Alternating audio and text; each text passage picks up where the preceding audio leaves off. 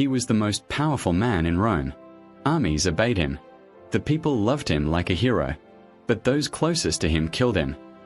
So why was Julius Caesar killed? Because he was a dictator, or because he had become powerful enough to change Rome? This video tells the story of one of history's greatest commanders, whose journey ended in betrayal. In the ancient Roman Empire, many people wrote their names into history. Some were remembered for their courage, some for their intelligence, and others for their cruelty. But there is one name that is still spoken of centuries later: Julius Caesar. Julius Caesar was born on July 13, 100 BC. Even as a child, he was energetic, curious, and unafraid of adventure. But when he was just 16 years old, his life changed suddenly. He lost his father and, despite his young age, was forced to take responsibility for his family. Caesar's uncle was Gaius Marius, one of Rome's most famous commanders. Marius became legendary for the reforms he made in the army and the great victories he achieved. Soldiers loved and respected him. Julius saw his uncle as a hero and wanted to follow in his footsteps. However, Rome was going through a major civil war at the time. Marius and the ambitious general Lucius Cornelius Sulla confronted each other for control of Rome. In the middle of this chaos, Julius married Cornelia, the daughter of his uncle's ally, and they had a daughter named Julia. But things did not go well. Marius died, and as a result, Sulla became dictator, making life dangerous for anyone who opposed him in Rome. Julius Caesar no longer felt safe.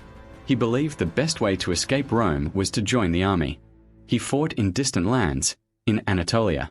His courage and discipline drew attention, and he was even awarded the civic crown for saving a life. He was still young, but he was already showing signs of becoming a great commander. When Sulla died in 78 BC, it was time for Caesar to return to Rome. But upon his return, he faced a harsh surprise. His inheritance had been confiscated. To survive, he did not use his sword, but his words. Thanks to his powerful speeches, he became a lawyer, won cases, and step by step regained his former status. Some time later, while crossing the Aegean Sea, he was captured by pirates. They demanded a ransom. Caesar mocked them and said, "If you release me, I will find you and punish you." The pirates laughed at him. But this was a great mistake. Once freed, Caesar truly did what he promised. He formed a fleet, captured the pirates, and had them crucified. When he returned to Rome, everyone now knew his name. He advanced rapidly in his political career and entered the Senate. But his happiness did not last long. His wife Cornelia died during childbirth, along with the baby. For Caesar, this was a devastating loss.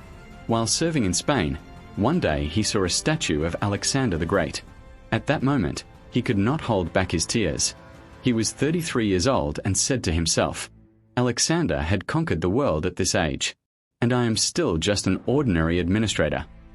That day, he promised himself that he would carve his name into history. When he returned to Rome, he sought the highest religious office, Pontifex Maximus. It was extremely risky. If he lost, he would lose everything, both financially and politically. But he won. Soon after, he formed an alliance with two of the most powerful men in Rome, Pompey and Crassus. This trio became known in history as the First Triumvirate. Caesar's goal was now clear: conquest. He set his sights on Gaul. In 58 BC, he marched with his legions. Gaul was divided among many tribes, and Caesar managed this situation skillfully. Victories followed one after another. He formed alliances, and over the years, he brought Gaul under Roman control. He would not stop with Gaul. He crossed the sea and reached Britain. Even this alone was an incredible achievement for the Roman people. But a major rebellion broke out in Gaul. At its head stood Vercingetorix, a clever and charismatic leader. Everything finally came to a head at the siege of Alesia. Caesar executed one of the most brilliant siege plans in history and won a decisive victory. Vercingetorix surrendered. Gaul had fallen. It was time to return to Rome.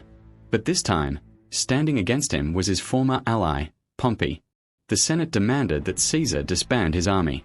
Caesar knew this was a death sentence, and he made a historic decision. In 49 BC, he crossed the Rubicon River. The die is cast. Civil war had begun. Caesar entered Rome but did not allow the city to be looted. He gained the support of the people. He finally faced Pompey at the Battle of Pharsalus.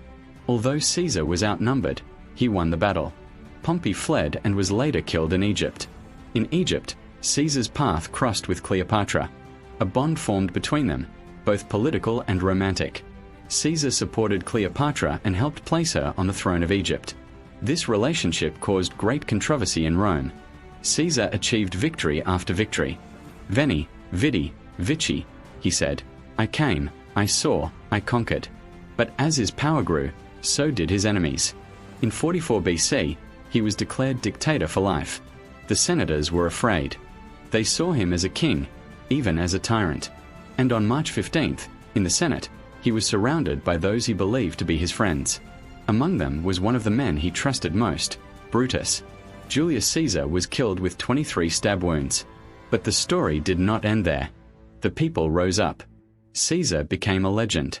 In his will, he named his great-nephew Octavius as his heir.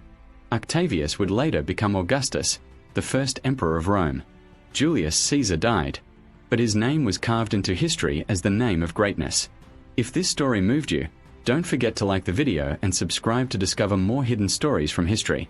History is not only about wars. Sometimes one person's determination can change the destiny of an entire nation. See you in the next video. Julius Caesar was never defeated on the battlefield. Not in Gaul, not in Britain, nor against the enemies of Rome. He was killed in his own city, by the hands of his own friends. But the irony was this: those who killed him thought they were saving the Roman Republic. Yet Caesar's death brought an end to the Republic.